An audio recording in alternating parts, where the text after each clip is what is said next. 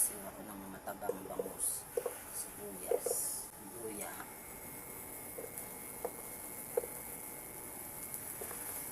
Tingnan natin yung ating mga bangus na makatapa. Ayan, makatapa. Ayan.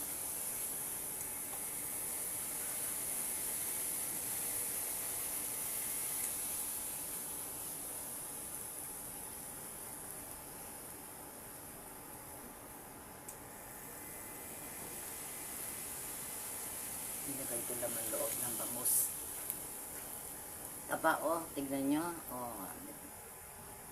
Tapos, ang ilalagay natin na suka ay cane vinegar.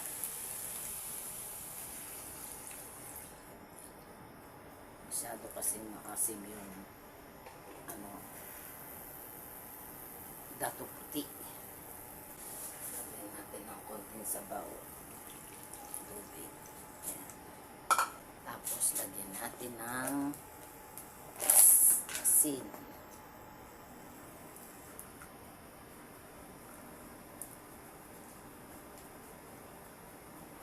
Lagyan natin ng talong.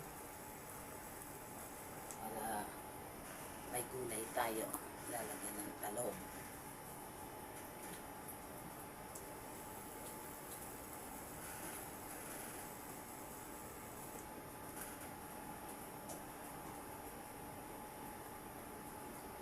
Talong at okra.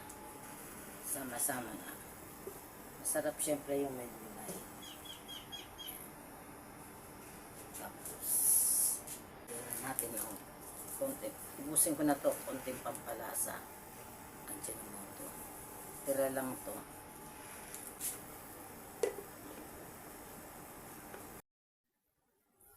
Ihabol natin yung pamintang buo. Yan. Tapos yung siling pamaksil. Siling green.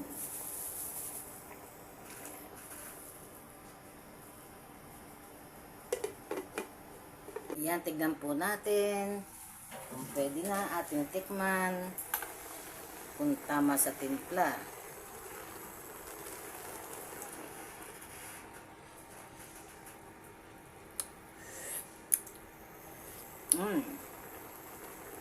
Sarap. Yummy, yummy. Pwede na po. Pag tayo ay talaga medyo mahusay-husay magluto. Yung ating, kung ilang kilo yan, kung ilang pirasa yon, tansyado na natin yung ilalagay na pang-alat, ganyan. Yan, okay na po. Kain na po tayo. Ito po yung aking pinaksiw na bangus. Siyempre, pinili po natin yung malaki na ulo. Ayan. Tapos, nagsangag po ako ng kanin. Ayan. Meron tayong patis. At pipigain ko yung sili.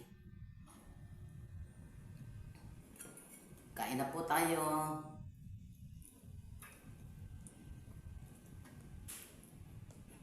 Kukunin ko na itong ulo. Yan. Isang ulo. May okra yan, may talong.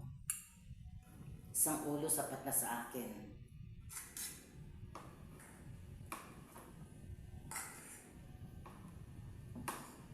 Maraming garlic.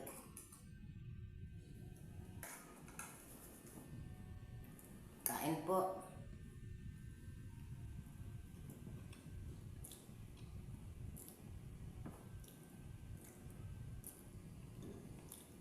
Ang aga-aga pa. Ay alas 7 ba ng umaga? Yung niluto ko, inalmusal ko na lang. Mainit na. Grabe init. Mamaya may puti na naman ako sa noo. So sobrang init kasi, siyempre nagbabasa ng pawis yung aking mukha. Tutuyo ng ng pulbos. Ang taba.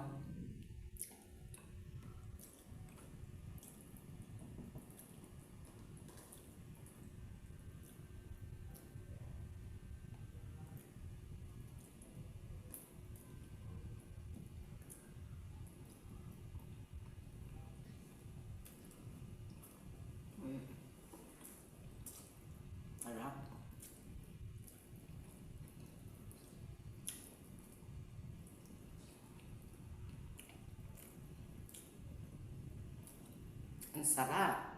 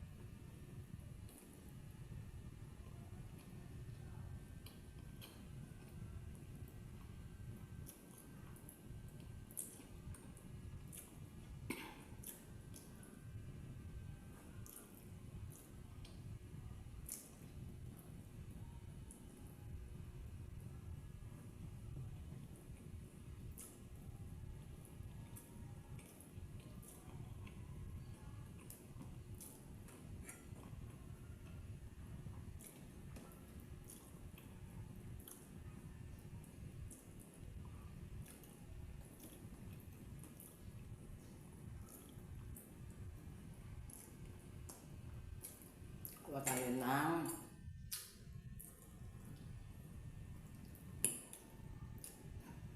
ayan, okra.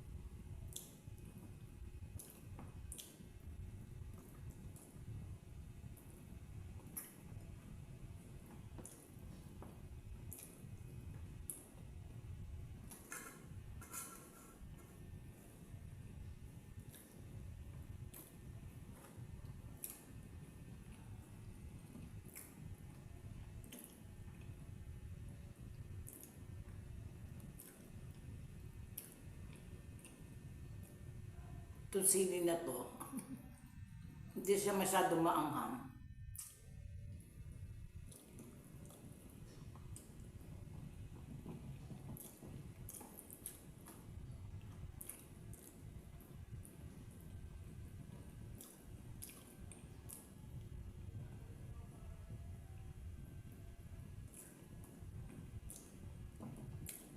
May nagtatanong sa akin, kung ilang taon na daw po ako. Matanda na ang lola nyo. Lola na po ako. Yan. Sinagot ko naman yung tanong ninyo, no, yung comment ninyo. Pasensya na po kung hindi maganda ang performance ng lola nyo.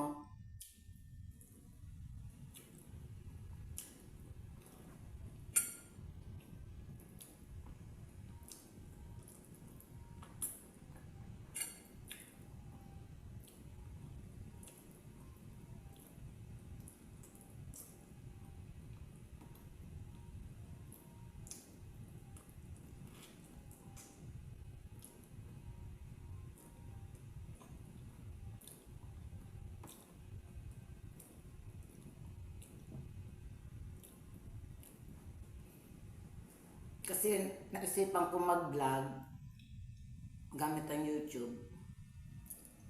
Unang-una, balo na ho ako. Tapos, wala akong income.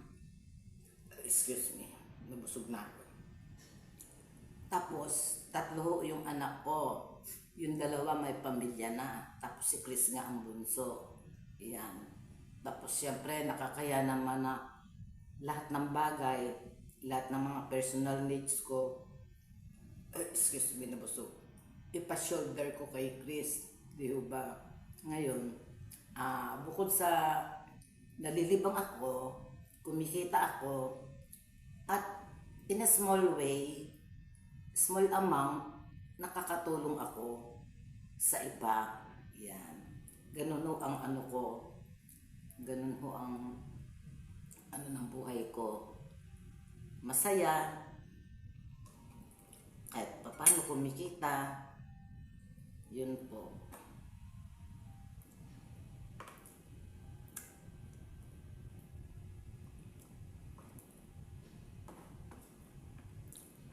Sarap ng sili. Mainit na nga, kakain pa ako ng sili. Lalo akong pinagpapawisan.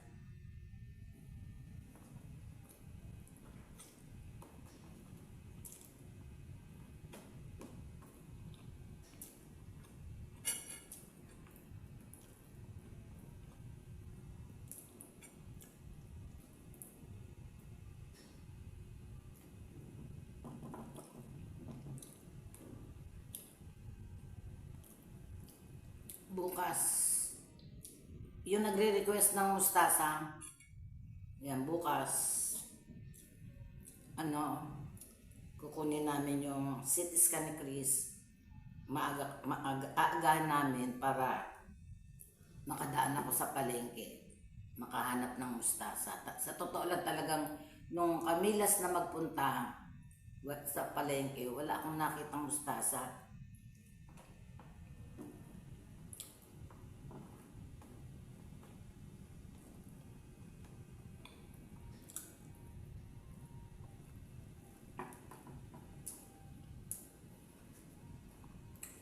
Totoo, masarap din yun sa sa sinigang, yung daw ng mustasa.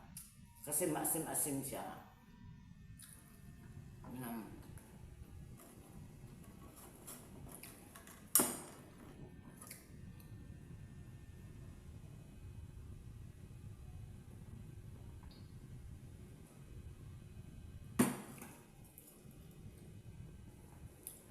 Yan, hanggang dito na lamang po. Maraming salamat. Ingat-ingat po tayo. Hanggang kailan kaya itong init na to? Talagang maaga pa ho. Sa totoo lang, wala pa yatang 7 o wala pa 7:30 ngayon. Nag-aalmusal ako, pinagpapawisan na po ako. Ayan. Sana matapos na tong El Nino na to.